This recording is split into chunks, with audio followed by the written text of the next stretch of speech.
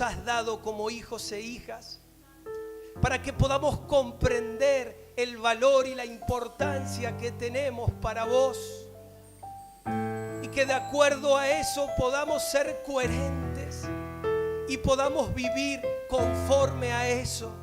Que ese sea nuestro parámetro, que esa sea nuestra intención, que esa sea nuestra verdadera realidad. Vivir, Señor, para alabarte, vivir para adorarte, vivir para honrarte, vivir, Señor, para que tu gloria se pueda dar a conocer, y que cada día, Padre, pueda crecer más y más en medio de nosotros, porque te amamos, Señor, porque el temor a Jehová está latente en nuestro corazón, y no hay fuerza mayor, ni la del corazón, ni la de los deseos personales, ni la de lo que este mundo tiene para ofrecernos, que se comparen a ti. Tú nos vuelves a buscar, tú sales al rescate de nosotros, tú nos seduces, tú, Señor, nos enamoras, nos atraes a ti. Te amamos, Padre, te amamos, Rey. Tus hijos, Señor, te amamos en esta mañana, y queremos que nos enseñes a amarte por sobre todas las cosas, a amarte con todas nuestras fuerzas, a amarte con toda nuestra mente, a amarte con toda nuestra alma, a amarte con todo nuestro corazón. En el nombre de Jesús, en el nombre de Jesús. Bendecimos tu nombre en esta mañana, Padre, y en esta atmósfera de libertad, en este ambiente de intimidad. Queremos que tu Espíritu una vez más vuelva a abrir tu palabra en medio de nosotros, Señor. Que sea tu voz en esta mañana hablando a cada vida, a cada corazón, a cada hogar. Es nuestra oración, Señor, que se vuelva a activar el espíritu de sabiduría en medio de nosotros, esa sabiduría de lo alto, esa sabiduría que opera eternamente desde el reino de los cielos y para el reino de los cielos.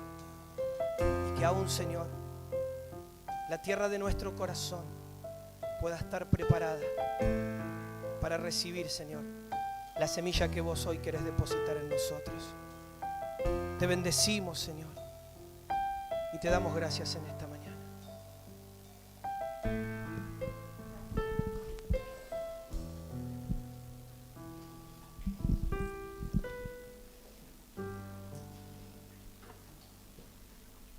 Amén.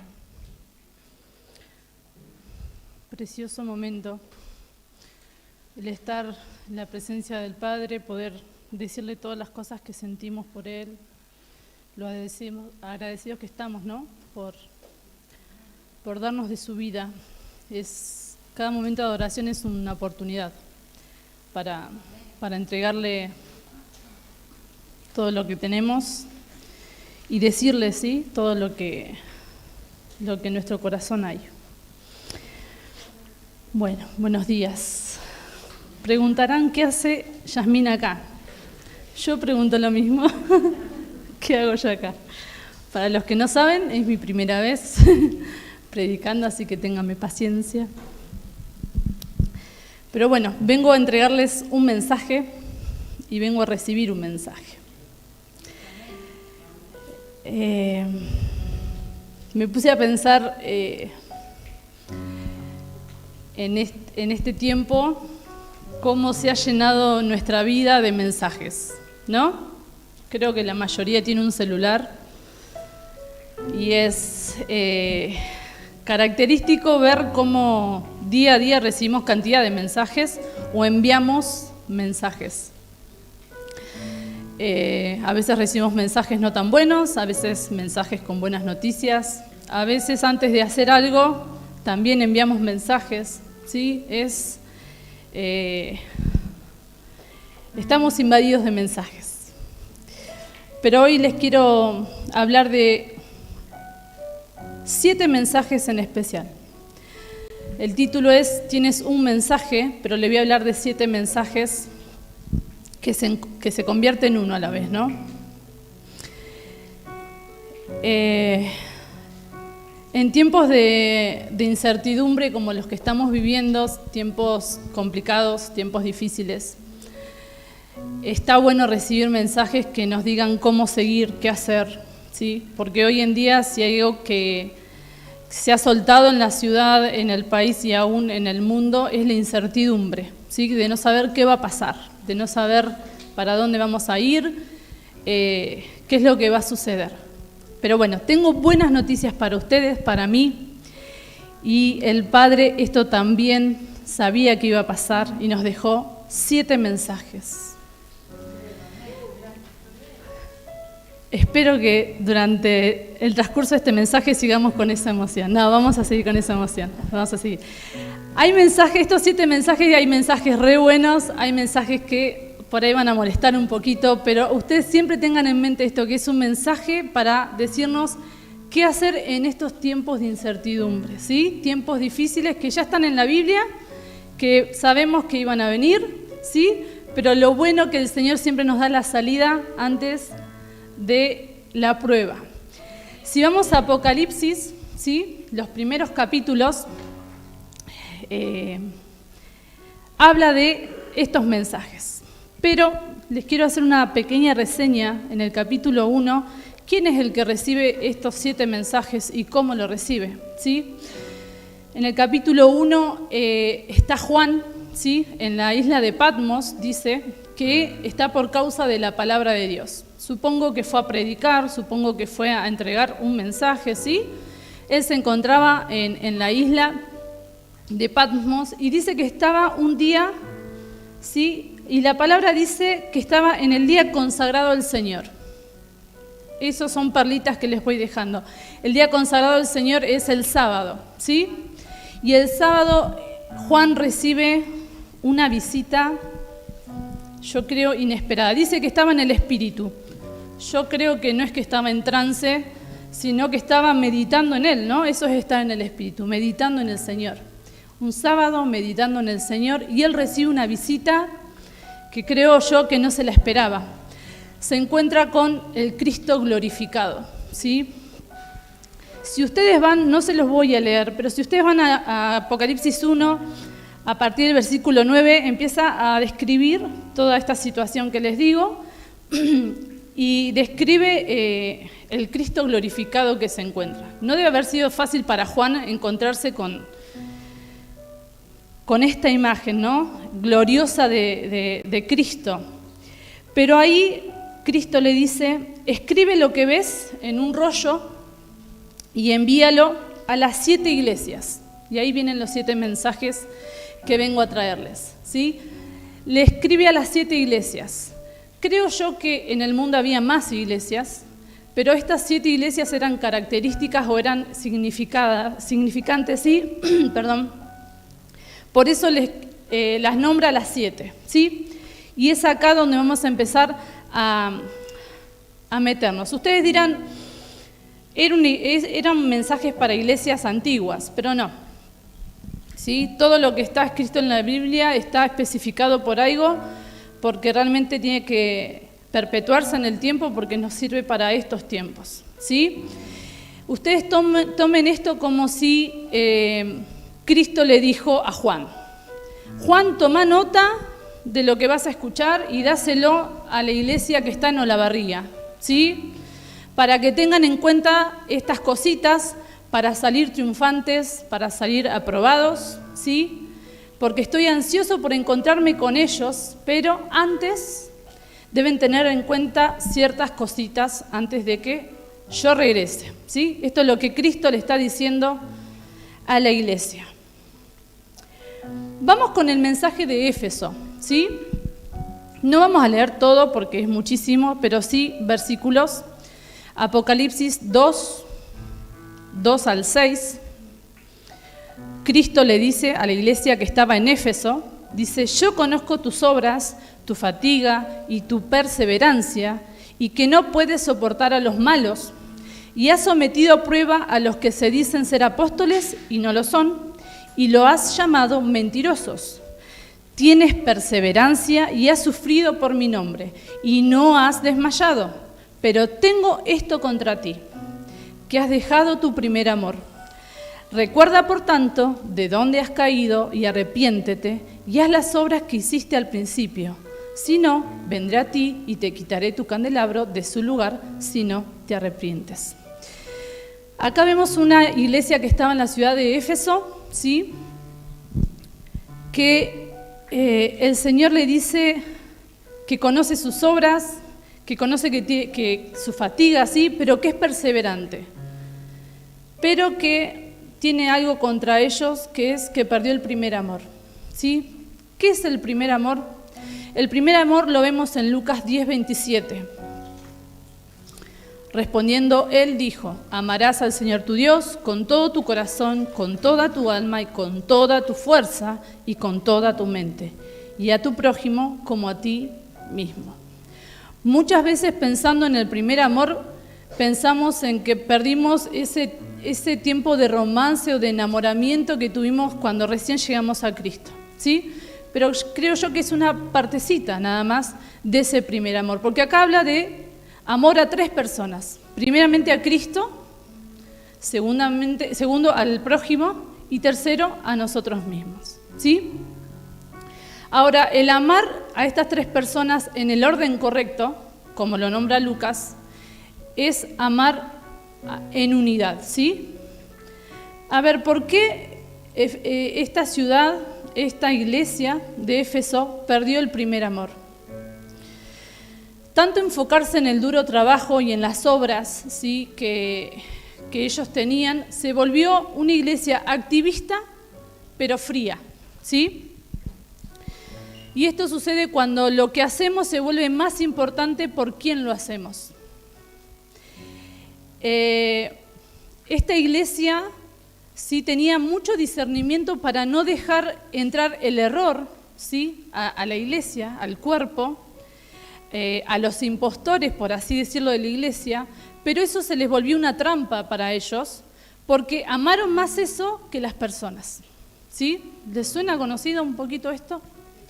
A veces entramos en procesos y les digo que les suena conocido porque yo particularmente me sentía muy confrontada con esto.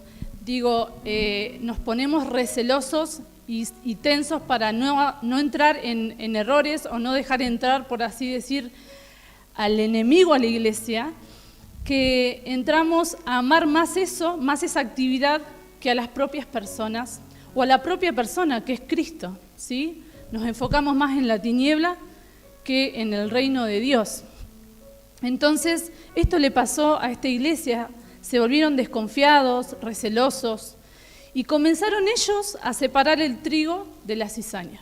¿Sí? Sabemos que la palabra nos dice que va a crecer junto el trigo y la cizaña, pero no es nuestro deber separarlos, ¿sí? ¿Por qué? Porque en la Biblia dice que si nosotros nos ponemos a sacar la cizaña, podemos lastimar el trigo. Entonces eso lo va a hacer Cristo, ¿sí? Cuando Él venga va a separar eso. Entonces muchas veces nosotros nos queremos poner a sacar nosotros lo malo, ¿sí? Y no lo podemos hacer sin lastimar lo bueno. Por eso no es nuestro trabajo, ¿sí? Hay que encontrar un equilibrio, ¿sí? Ellos perdieron ese primer amor. Y con esto no digo que ahora seamos 100% amor, 100% gracia y dejemos que la cizaña haga lo que quiera, ¿no? Hay cosas que no son negociables dentro de la iglesia, dentro de mi casa y dentro de mi vida, ¿sí?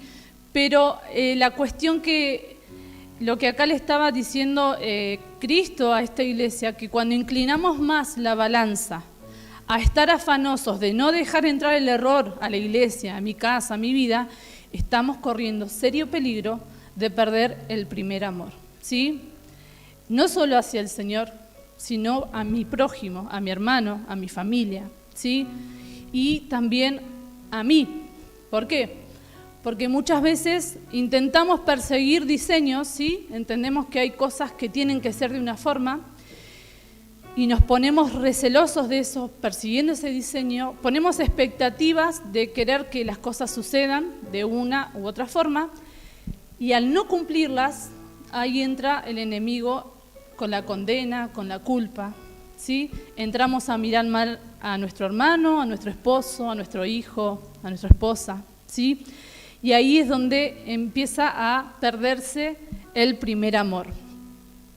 ¿Cómo recuperamos este primer amor? El versículo 5, que recién les leí, dice, recuerda, ¿sí?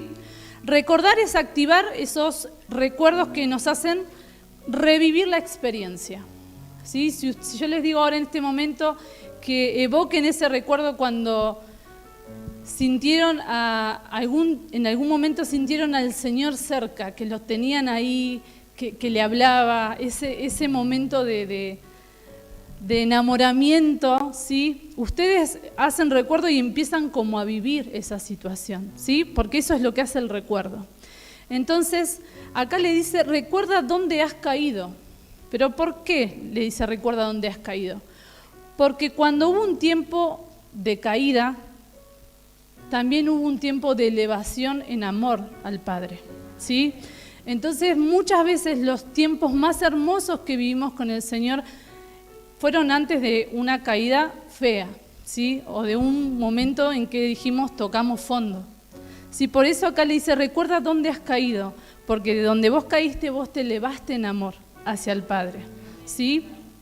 Entonces, podés recordar hoy cuándo conociste a Dios, ¿sí? Cuando todavía no habías naturalizado su presencia, porque eso también nos pasa, ¿sí? Muchas veces naturalizamos, estamos acostumbrados y no valoramos el sentirlo, el tenerlo cerca, ¿sí? Con respecto a mi hermano, a mi prójimo, ¿recordás cuando hablabas a todos acerca de él, de Cristo, porque habías descubierto el mayor tesoro? ¿Recordás cuando mirabas a tu hermano, a tu esposo, a tu hijo, a tu hija, a tu esposa, como el Padre lo mira, sin prejuicios, sin medirlo? ¿Sí? Porque perder el primer amor también es eso, es estar todo el tiempo midiendo al otro, ¿sí? Con juicio, con condena, ¿sí? Y con respecto a vos mismo, porque a veces nosotros también entramos perdiendo nuestro primer amor a nosotros mismos, ¿no? Cuando entramos con la culpa, con la condena. ¿Recordás cómo te sentiste en paz con vos mismo, sin culpa, sin condenación, sintiéndote amado por el Padre, sintiéndote aceptado por el Padre? No importa el tiempo que estés viviendo, no importa por qué parte del proceso vayas, si retrocediste 2 pasos, si avanzaste 3, no importa, el Padre te sigue amando, te sigue aceptando y te sigue buscando, ¿sí? Y eso es bueno recordarlo, ¿sí? Porque ese recuerdo va a traer otra vez esa experiencia. Lo segundo que le dice, arrepiéntete. Es un cambio de pensamiento el arrepentirse, ¿sí? Que no es lo mismo que remordimiento. El remordimiento a mí no me trae cambio de pensamiento, ¿sí? El arrepentimiento sí, es un cambio de pensamiento. Y el pensamiento me lleva a la acción. Para tener acciones adecuadas, debo tener pensamientos adecuados. Entonces, tal vez dejaste de tener tiempo con Dios porque estás absorbido por muchas cosas que son necesarias, que son buenas, pero no son más importantes que tu Creador. No es más importante que tu amor por Él, ¿sí? Tal vez comenzaste a filtrar tu amor por tu hermano, por tu esposo, por tu esposa, ¿sí? Con tradiciones humanas, con parámetros humanos.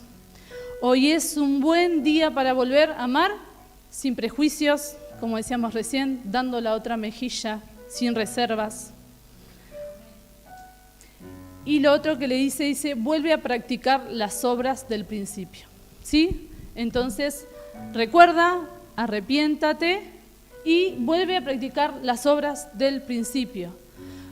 Bríndate como al principio, ¿sí? Primeramente a Dios, pero también a tu familia, a tu hermano, ¿sí? Haz esas cosas que hacías en amor Por Dios primeramente, por ellos y por vos, ¿sí? Amando vamos a ir contra la corriente de este mundo y vamos a mostrar a Cristo, ¿sí? A una generación que está sedienta de un amor verdadero y genuino. Hoy amor no es el amor que nosotros conocemos. Hoy hay amor desvirtuado. ¿Sí? Entonces el mundo necesita que volvamos al primer amor para que ellos puedan también beber de ese amor. Vamos al segundo mensaje a Esmirna.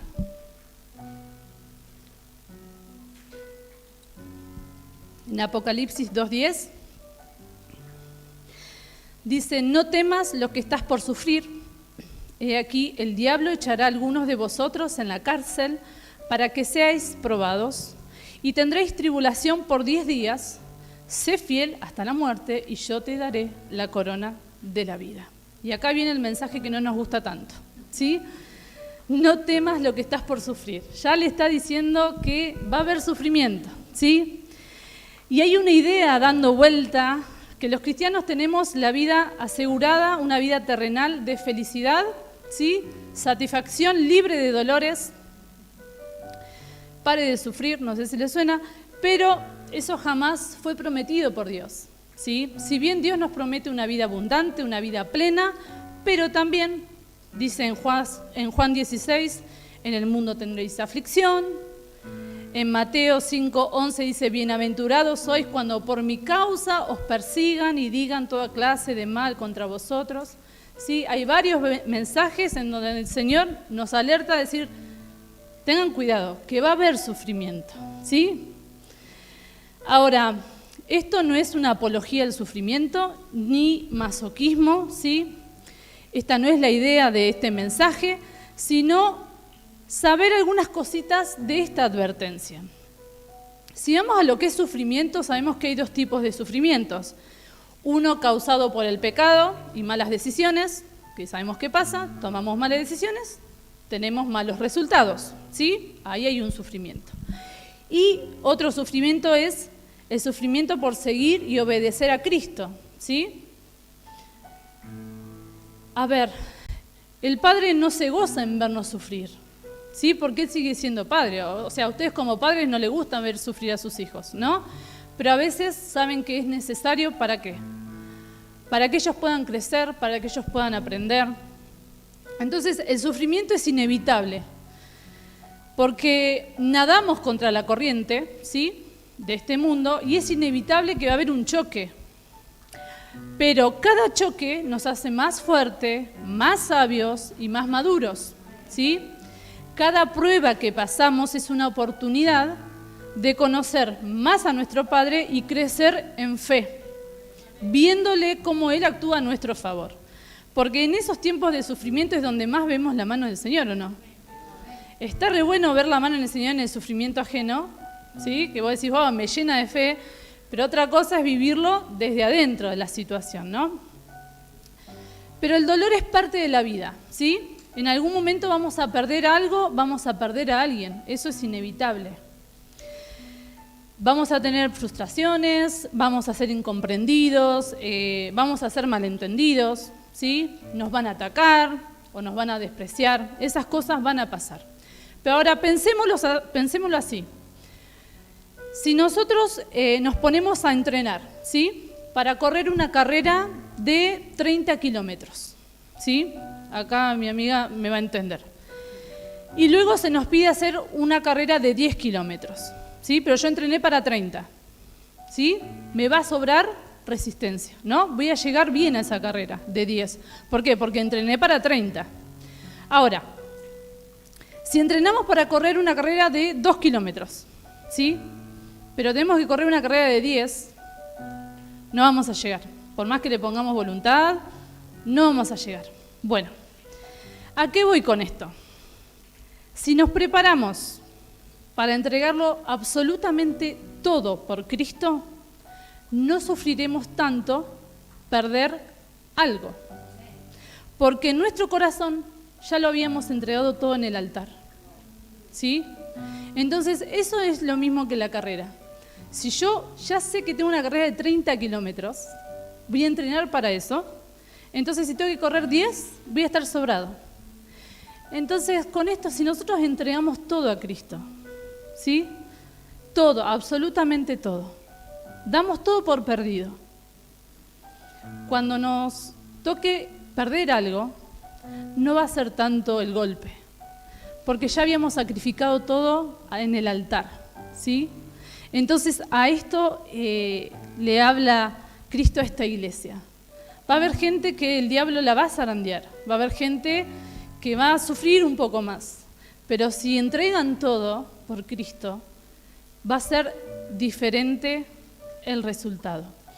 Sabemos que el temor tiene su raíz, y esto lo hemos hablado mucho en la serie, en el pensamiento de que algo malo me va a pasar y no voy a tener las herramientas para poder superarlo o impedirlo, ¿sí? Pero, amigos, hay una gran noticia. No importa lo malo que vaya a suceder, vos ya tenés las herramientas para superarlo, ¿sí? Porque el Padre está en vos y eso es más que suficiente, ¿sí? El tema está en qué mentalidad yo tengo para confrontar eso. Entonces no nos refugiemos en nuestra propia fortaleza, ni en nuestra propia fuerza, ni en nuestra propia sabiduría, ¿sí?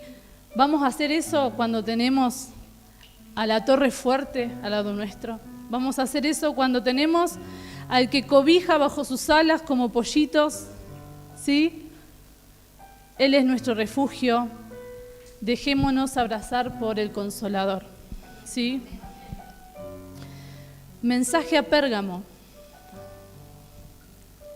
Apocalipsis 2:13. Yo sé dónde moras, le dice a la iglesia, donde está el trono de Satanás.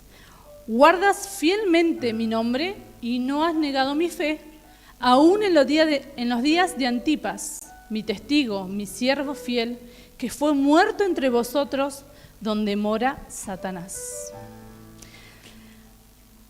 Esta ciudad de Pérgamo significa matrimonio mixto, ¿sí?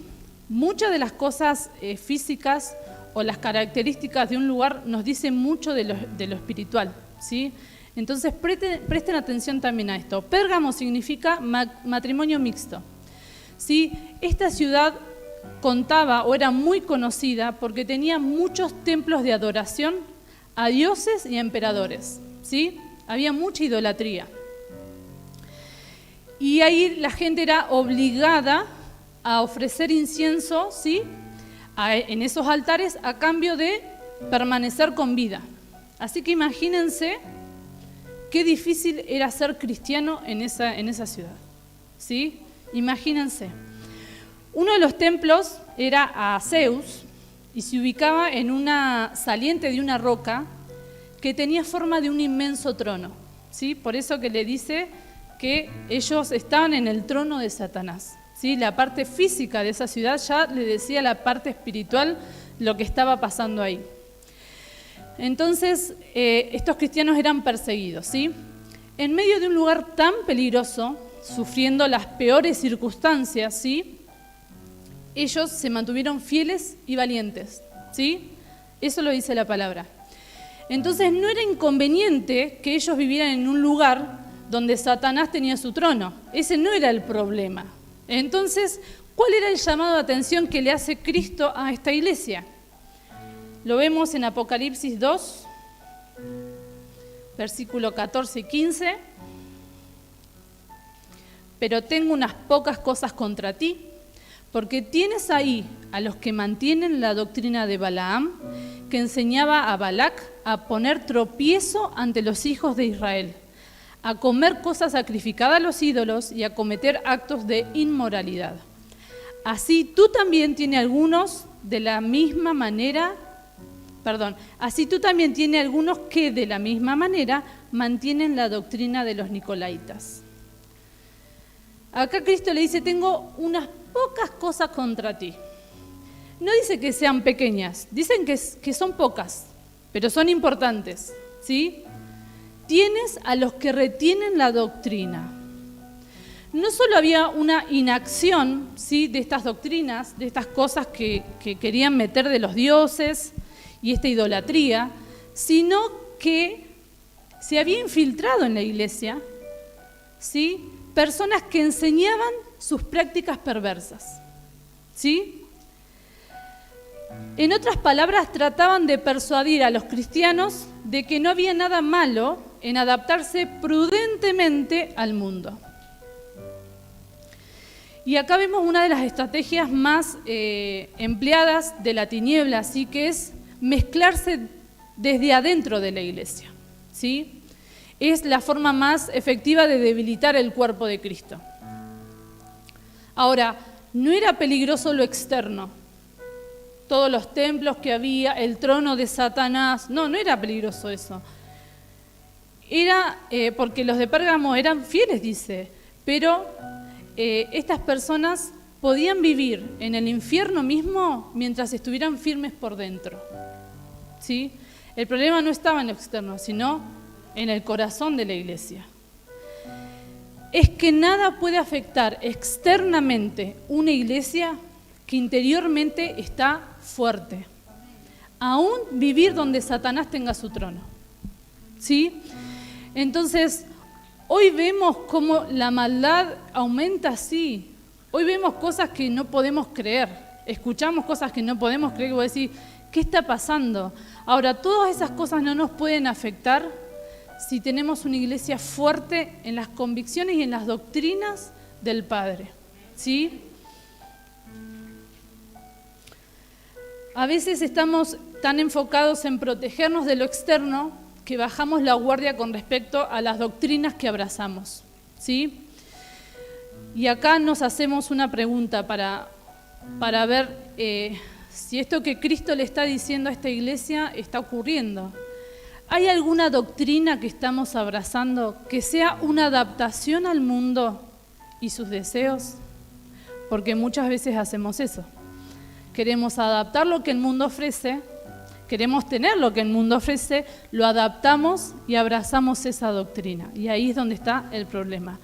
Es tiempo de revisar en qué creemos y por qué creemos eso, ¿sí? Los tiempos que vienen van a ser como lo describen estos versículos, ¿sí? Estamos viviendo estos tiempos, pero aún vienen tiempos más difíciles. Pero el mantenernos en la doctrina y en las prácticas puras, ¿sí?, va a ser un preventivo para poder mantenernos en pie. El mensaje a Tiatira.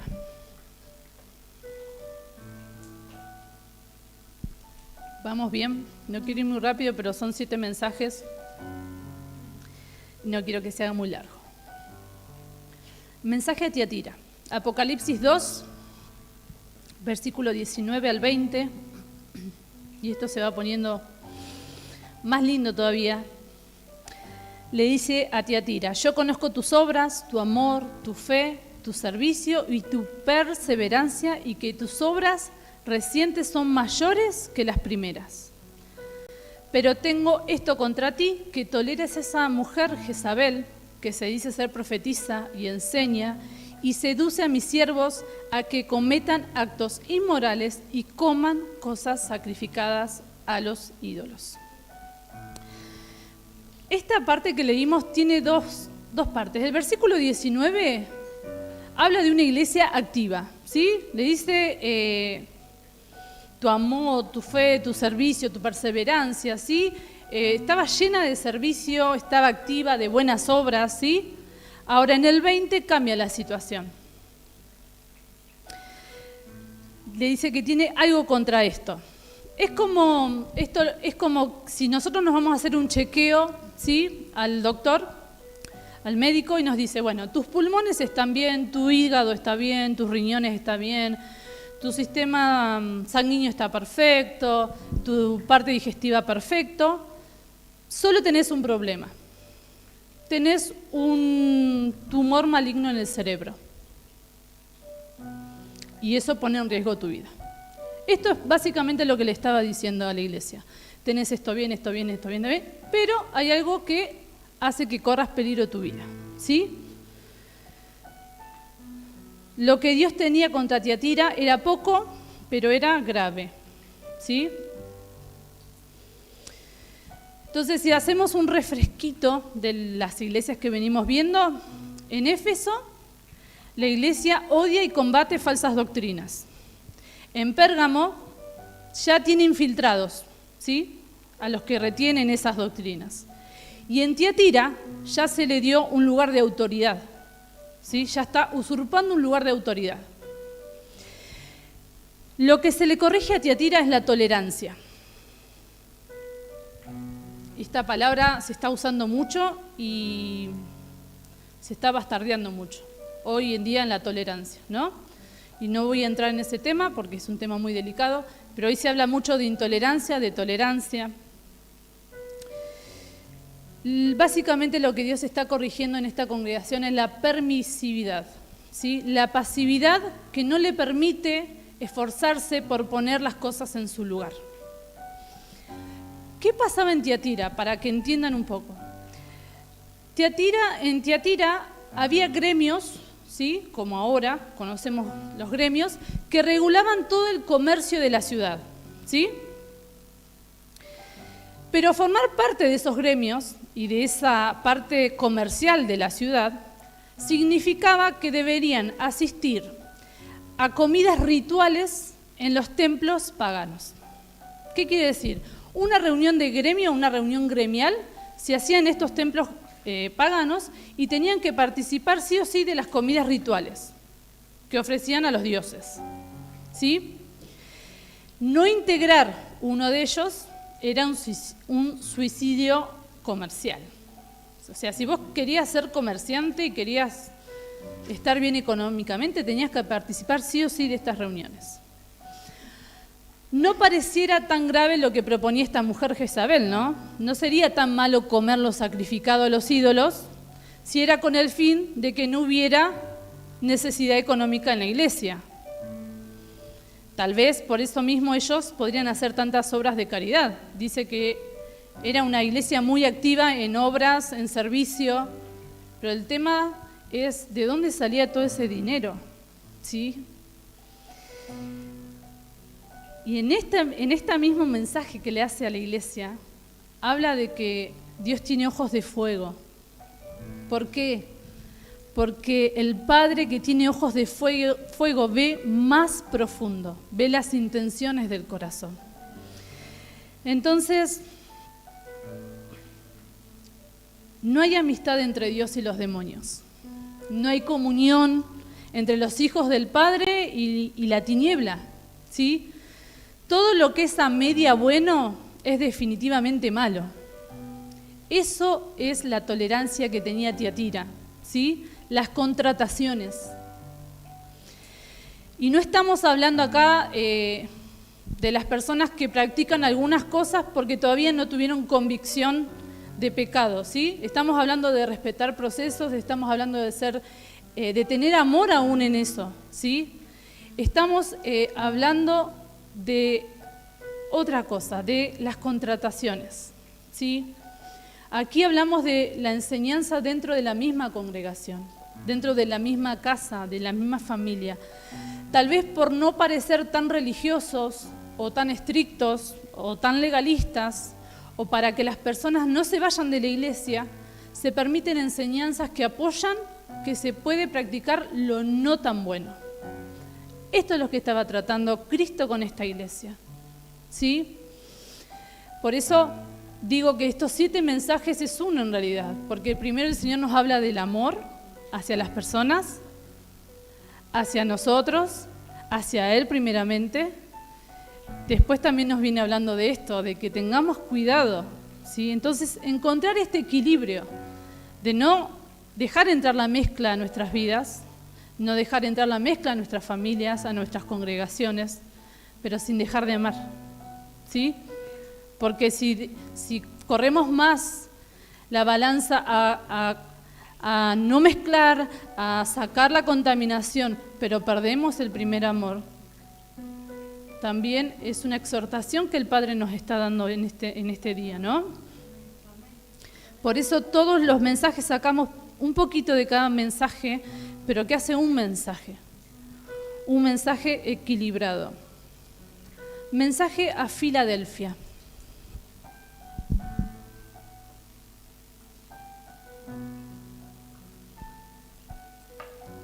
la palabra de Dios en Apocalipsis 3:8. Dice: yo conozco tus obras, mira, he puesto delante de ti una puerta abierta que nadie puede cerrar, porque tienes un poco de poder, has guardado mi palabra y no has negado mi nombre. La ciudad de Filadelfia estaba situada en una zona de gran actividad sísmica, ¿sí? Había terremotos. No eran grandes terremotos, ¿sí? Pero sí repetidos, ¿sí? Entonces imagínense ustedes viviendo en una ciudad que cada tanto te pega un sacudón, ¿sí? Entonces los habitantes vivían en constante alerta, porque en cualquier momento se venía un movimiento sísmico, ¿sí? Y tenían sus viviendas bastante comprometidas. Ahora, esta situación que vivía Filadelfia hicieron que muchos se fueran a las afueras de la ciudad, ¿sí? a vivir, porque existía que la ciudad, vivir en la ciudad era que en cualquier momento se te caiga una pared encima, ¿sí? Porque eran repetidos los terremotos y estas actividades sísmicas que había. Entonces, los que se quedaban viviendo dentro de la ciudad sabían el valor de tener una puerta abierta de escape, ¿sí? Para estos casos. Porque había gente que quería quedarse viviendo dentro de la ciudad, pero ellos sabían, estaban en continua alerta y siempre teniendo una puerta abierta, ¿sí? Entonces, vayan un poco pensando por qué el Señor acá les presenta una puerta abierta. Y Dios comienza este mensaje a Filadelfia diciendo de sí mismo que Él es el verdadero. Se los voy a leer, no los puse. Escribe el ángel de la iglesia en Filadelfia. Esto dice: el santo, el verdadero, el que tiene la llave de David, el que abre y ninguno cerrará, y que cierra y ninguno abre. Acá Dios dice de sí mismo que es el verdadero, ¿sí? Esto significa la idea de lo que es real, ¿sí? Él es la realidad. Le está diciendo, acá escribe y te está mandando un mensaje, el que es la realidad, el verdadero, ¿sí? Estando en Cristo vivimos su realidad, ¿sí? Que es lo opuesto a lo que perciben nuestros sentidos físicos. Entonces, a esta iglesia se le ofrece una puerta abierta, ¿sí? No se le ofrece poca cosa. Para una iglesia que estaba siendo sacudida constantemente y estando en alerta para escapar por cualquier situación, se le ofrece una puerta abierta, una salida, ¿sí? Algo que les salvará la vida. Cristo les ofrecería una puerta a pasar a su realidad. Esto es lo que significa, que nos presenta una puerta abierta a pasar a su realidad. Es como tener una puerta abierta, ¿sí? De un lado tenés lo natural y del otro lado tenés lo sobrenatural, la realidad de Cristo. De un lado tenés pocas fuerzas, pero si cruzás la puerta tenés fuerza de búfalo, ¿sí? De un lado, del lado natural, hay personas que te amedrentan, te hostigan, pero si cruzás a la realidad de Cristo, esas personas están de rodillas, sin autoridad. Del lado natural hay pruebas, hay tribulación, pero pasando esa puerta abierta que Cristo hoy te ofrece, está la protección del Padre. ¿Sí? Y hay una promesa a esta iglesia. Apocalipsis 3:12 dice: al vencedor lo haré una columna en el templo de mi Dios, y nunca más saldrá de allí.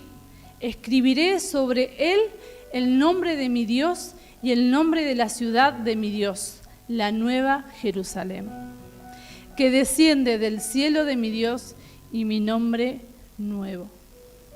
Si pasamos y cruzamos esa puerta abierta que el Señor nos está ofreciendo, vamos a ser columnas de su ciudad, la nueva Jerusalén. Yo sé que por ahí esto para algunos por ahí no le encuentran mucho sentido.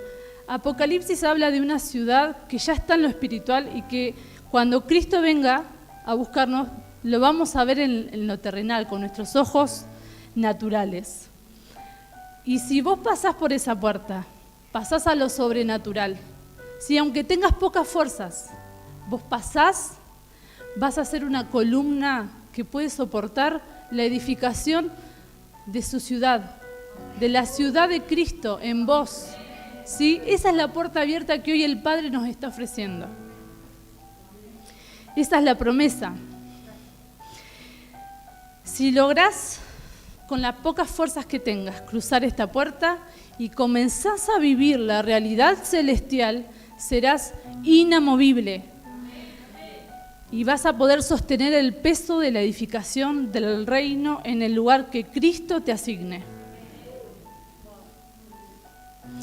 Para los tiempos que se vienen, amigos, familia, se necesitan cristianos que vivan la realidad de Cristo, que venzan el sistema de esta manera, siendo columna para sostener el reino de Dios donde te ponga el Señor.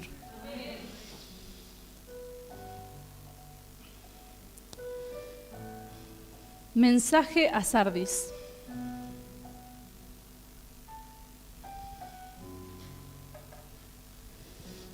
Apocalipsis 3:2.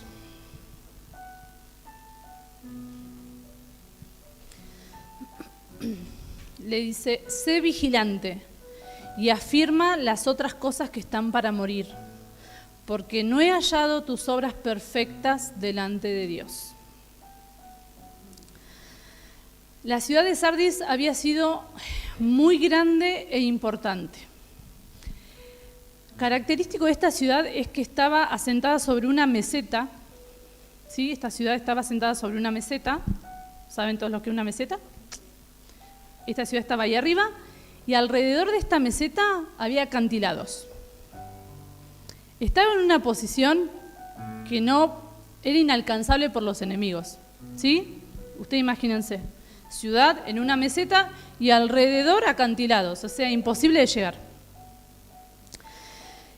Esto hizo que esta ciudad se llenara de orgullo y confianza en sí mismo. Tanto que Creso, ¿sí?, el rey de Sardis, se animó a desafiar a los persas. Pero ¿qué pasó? Los persas le ganaron en fuerzas y el rey salió huyendo y se refugió en la ciudad capital. ¿Sí? Se refugió acá en esta meseta que yo les digo, pensando que allí estaría seguro. Entonces, ¿qué hizo el rey persa, Ciro? Le dijo a los soldados que el que encontrara un lugar por donde penetrar esa ciudad, acuérdense que estaba rodeado de acantilados, les iba a dar una recompensa. ¿Sí? Es como que los motivó. El que encuentre un lugarcito donde poder infiltrarse y poder saquear la ciudad, van a tener sus beneficios. Esto hizo que la tropa, motivada, ¿sí?, encontrara, aunque ustedes no lo crean, un lugar. Descubrió por dónde podían escalar, una grieta hasta la cima. Y cuando llegaron a la cima se encontraron que el lugar estaba sin vigilancia. Estaban demasiado confiados de que nadie iba a llegar. Obviamente, la orgullosa ciudad cayó en manos de los persas, ¿sí? Y cuenta la historia también que 200 años después volvió a pasar lo mismo. O sea, no aprendieron. Acá hablamos de iniquidad, hablamos de todo junto. No aprendieron, ¿sí? Entonces, cuando a la iglesia de Sardis se le insta a vigilar y el costo de no hacerlo, entendían perfectamente por qué vivían viendo resultados de ese descuido, ¿sí? Iglesia, ciudad desolada, ciudad saqueada, lo mismo la iglesia, ¿sí? Entonces, ¿cómo podemos estar vigilantes? Alerta en completar la obra, dice. Tus obras no son perfectas, le dice. O sea, no están completas. Acá nos insta a, si comenzamos algo, debemos completarlo, ¿sí? Porque comenzar algo y no completarlo es como no hacerlo. Si hacen un poco de recuerdo, y si algunos saben la historia, a Saúl le costó el trono comenzar una guerra con los amalecitas y no exterminarlos, ¿sí? Entonces a veces nos cuesta muy caro, y esto hablamos unos domingos anteriores, no sé si era Marce o Pablo, que nos decía que hay que cortar la cabeza del gigante, no solamente poder derribarlo, sino cortar. Hay cosas que el Padre nos mandó a hacer y que debemos completar esa obra, ¿sí? Cristo en la cruz dijo, consumado es, ¿sí? Ya la obra está terminada. Imagínense a Jesús bajándose de la cruz antes. Estábamos todos sin ningún tipo de esperanza. O sea, hay que completar la obra, ¿sí? Por eso le decía, tus obras no son perfectas, porque no están completas. Alerta contra las acechanzas del diablo. ¿Sí? En 1 Pedro, no está tan ahí, pero en 1 Pedro 5:8 dice, sed sobrios y velad, que el diablo anda como león rugiente buscando a quien devorar. ¿Sí? ¿Cuántas veces hemos caído una y otra vez en lo mismo? ¿Sí? Nos damos cuenta cuando ya fuimos saqueados por el enemigo. Conquistamos algo, nos confiamos, ¿sí? Como esta ciudad, y al tiempo vemos que el enemigo nos saqueó otra vez. ¿Y qué pasó? Hablando mal y pronto, como dicen, dormimos la siesta, ¿sí? Por eso el Señor nos insta a velar, a estar alertas. Alerta contra la tentación, ¿sí? Velad y orad para no caer en tentación, ¿sí? Esto no quiere decir que porque ya lo conquisté, ya lo tengo conquistado, ya descanso en eso. Esta ciudad, si hubiese estado con vigilantes, a pesar de pensar que eran impenetrables o no podían llegar, hubiese sido distinta la historia, porque tenían vigilantes. Entonces lo que conquistamos, pongamos vigilantes ahí, pongámonos a velar a pesar de que lo conquistamos, ¿sí? No nos relajemos. Esto no quiere decir que no disfrutemos, Podemos disfrutar, pero aún estar atentos, ¿sí? Una cosa no quita la otra. Y alertas esperando la venida del Señor, con nuestras lámparas encendidas, ¿sí? Hechos 20 dice, no durmamos como los demás, sino velemos, seamos sobrios, ¿sí? Esto hablamos mucho acerca de, ¿se acuerdan en el verano? De las lámparas encendidas, de las vírgenes, ¿sí? El que no recuerda, se hace una pasadita por el canal de YouTube, ahí están todas las prédicas, pero el Señor nos viene hablando mucho de esto, de que no nos quedemos dormidos, que tengamos nuestras lámparas encendidas, que estemos vigilando, ¿sí? Nuestros frentes de vigilancia son varios, ¿sí? Tenemos que estar vigilando por nosotros mismos, ¿sí? Por nuestras familias y por la iglesia. Miren si no tenemos frentes. Tenemos frentes, pero si vamos a lo que el Padre nos dice, Él ya nos dio las herramientas y los recursos para poder estar velando, ¿sí? Él nos da la salida antes de la prueba, Él ya nos está diciendo, tengan cuidado. ¿Estamos ocupando nuestro lugar de vigilancia? En mi casa, ¿sí? Como esposo, como esposa, como hijo. En la congre, ¿estamos ocupando el lugar de vigilancia que el Padre nos puso? ¿Sí? Tenemos que ser como... En el libro de Nehemías describe cómo estaban reconstruyendo Jerusalén, ¿sí? Con una mano tenían la espada y con la otra la pala, así todos. Entonces no había lugar por donde penetrar el enemigo. Ahora, si uno se duerme, ahí queda una brecha. ¿Sí? Por eso el Señor nos insta a velar, a vigilar, que no Durmamos la siesta. Mensaje a la Odisea.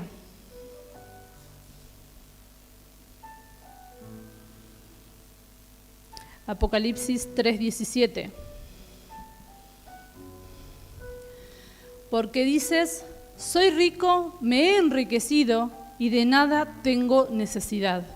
Y no sabes que eres un miserable y digno de lástima, y pobre, ciego y desnudo. Acá Cristo como que vos decís, apa, la papa. No está bueno recibir este mensaje. Yo creo que la ciudad de la Odisea, la iglesia, no sé, se escondieron abajo de la cama porque es muy duro. Ahora, fíjense por qué les dice esto Cristo. La ciudad de la Odisea era un centro financiero, ¿sí? Un centro muy importante en lo que hacían confecciones de túnicas y ropa muy fina, ¿sí? Eran reconocidos en todo el imperio por eso. También era reconocido porque tenían como centro de salud, ¿sí? Ellos elaboraban los colirios más preciados como remedio para la vista, ¿sí? Entonces, la iglesia de la Odisea se veía, se veía externamente viviendo en abundancia.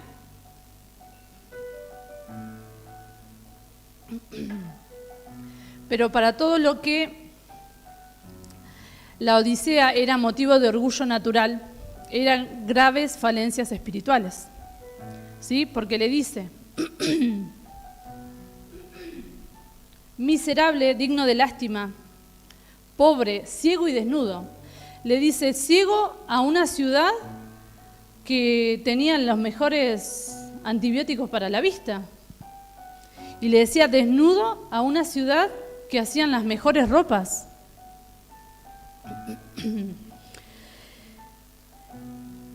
Una cosa es la apariencia externa y otra muy distinta a la realidad espiritual, ¿sí? La condición que Dios ve. Y mira lo que dice Mateo 5:3. Se los voy a leer en una versión que es Palabra de Dios para Todos. Dice, afortunados los que conocen su necesidad espiritual, porque el reino de Dios les pertenece. La abundancia en que vivía esta ciudad, esta iglesia, los había hecho olvidar la dependencia de Cristo que ellos deberían tener. No reconocían la necesidad espiritual, ¿sí? Y acá en Mateo dice, afortunados los que reconocen que necesitan de Cristo, porque a ellos les pertenece el reino. Entonces, a veces en vivir ciertas... No estoy diciendo esto que no vivamos cómodos o no vivamos en la abundancia, ojo, Yo creo que la abundancia viene de parte de Cristo y Él nos hace poder disfrutar esto. Pero a veces cuando más cómodos estamos o más abundantes nos sentimos, es cuando más nos olvidamos de la dependencia que tenemos que tener de Cristo. Es curioso que a veces cuando más tocamos fondo, cuando más nos pasan cosas de necesidad o ciertas situaciones, es cuando más dependemos de Él.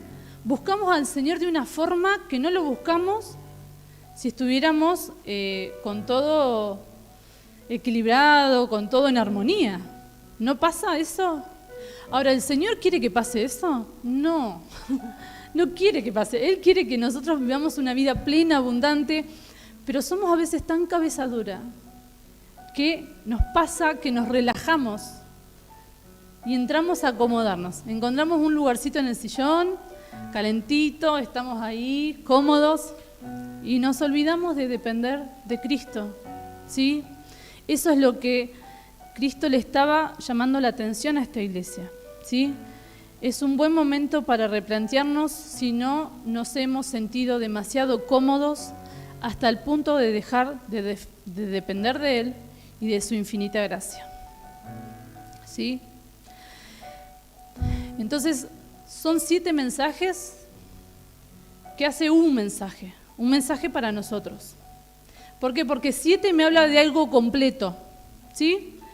Dicen que es el número perfecto. Bueno, pero me habla de algo completo, Entonces 7 me habla de 1 también. Estos 7 mensajes que el Señor dejó acá en la Biblia, y lo dejó en Apocalipsis, no lo dejó en cualquier otro lado. Apocalipsis nos habla mucho de los tiempos que van a venir, pero empieza con la salida y luego todo lo que va a pasar. Ahora es curioso que en el capítulo siguiente de Apocalipsis termina dando todos los mensajes a esta iglesia y dice: después de estas cosas miré y he aquí una puerta abierta en el cielo. Y la primera voz que oí, como de trompeta, hablaba conmigo diciendo: sube acá y te mostraré lo que debe suceder después de esto. O sea, después de que todo esto pase, después de que estemos atentos, alertas, ¿sí?, de que no perdamos el primer amor, todo lo que hablamos hoy, van a suceder otras cosas. Al instante estuve en espíritu, y he aquí un trono estaba puesto en el cielo, y en el trono uno sentado. Y el que estaba sentado era semejante en su aspecto a una piedra de jaspe y de cornalina, y alrededor del trono un arco iris, semejante a su aspecto a una esmeralda.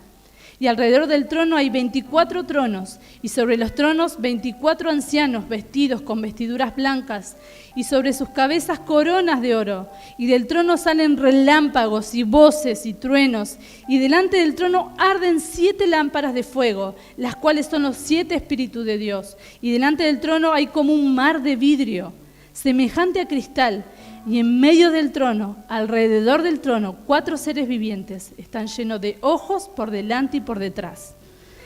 El primer ser viviente semejante a un león, el segundo ser viviente semejante a un becerro, el tercer ser viviente tiene rostro como de hombre, y el cuarto ser viviente semejante a un águila volando. Y los 4 seres vivientes, cada uno de ellos tenían 6 alas alrededor, y por dentro están llenos de ojos, y no se dan reposo día y noche, gritando: Santo, Santo, Santo, Señor Dios Todopoderoso, el que era, el que es y el que viene. Y cada vez que los seres vivientes darán gloria y honor y acción de gracia al que está sentado en el trono, al que vive por los siglos de los siglos. Los 24 ancianos se postrarán delante del que está sentado en el trono y adorarán al que vive por los siglos de los siglos, y colocarán sus coronas delante del trono diciendo: digno eres, Señor y Dios nuestro, de recibir la gloria y el honor y el poder, porque tú creaste todas las cosas y por tu voluntad existían y fueron creadas. Iglesia, este es el mensaje a la iglesia hoy, a ese pedacito de iglesia que está en Olavarría. No dejes tu primer amor. No olvides amarme, ama a tu prójimo y amate a vos mismo. No le tengas miedo al sufrimiento. Allí también voy a estar con vos. Mantenete fuerte interiormente y lo externo no te va a afectar. Sigue esforzándote en la santidad y alinéate a mi voluntad. ¿Querés seguir? Puse una puerta abierta delante tuyo. Cruzala y comenzá a vivir mi realidad. Ocupa el lugar de vigilancia que te he asignado y no pierdas tu dependencia hacia mí, porque cuando cumplas esto vas a lograr vivir esta descripción. Cuando Cristo venga, vamos a estar ahí arrojando nuestras coronas y diciendo: Santo, Santo, Santo, al Dios que vive para siempre. Entonces, ¿nos dio una salida el Padre? Sí. Acá tenemos un mensaje que Él nos está dando para este tiempo. Familia, no tengan miedo, no le resistan al sufrimiento, porque después de los sufrimientos hay grandes testimonios, y yo sé de eso, yo sé de grandes testimonios acá, y que va a servir para atraer a muchos que se han perdido y que no conocen todavía el amor del Padre.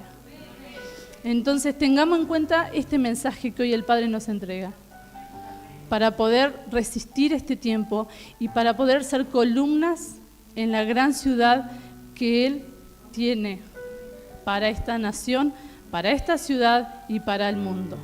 Amén. Papá, gracias.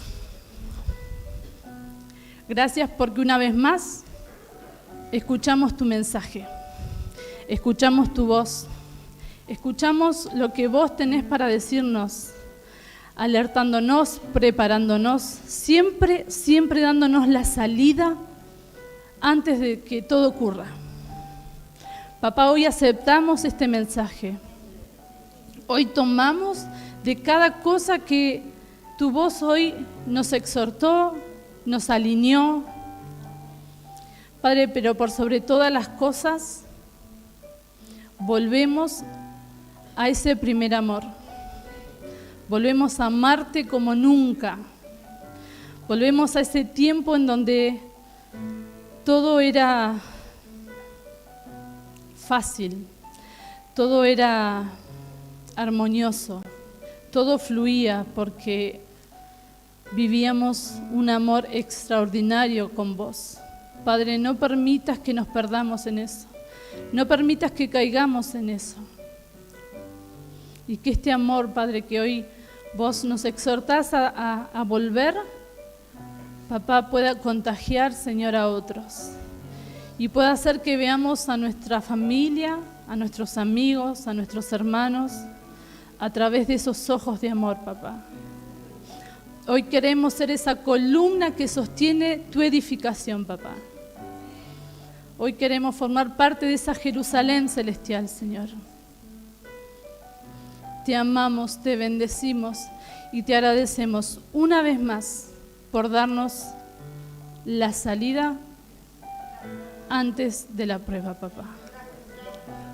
Te amamos y te glorificamos. Santo eres, Señor. Gracias, papá. Gracias, Señor. Gracias, Señor. Gracias, Padre. Amén. Amén. Amén. Amén. Gracias, familia. Tenemos tarea. Tenemos tarea. Bendecido domingo.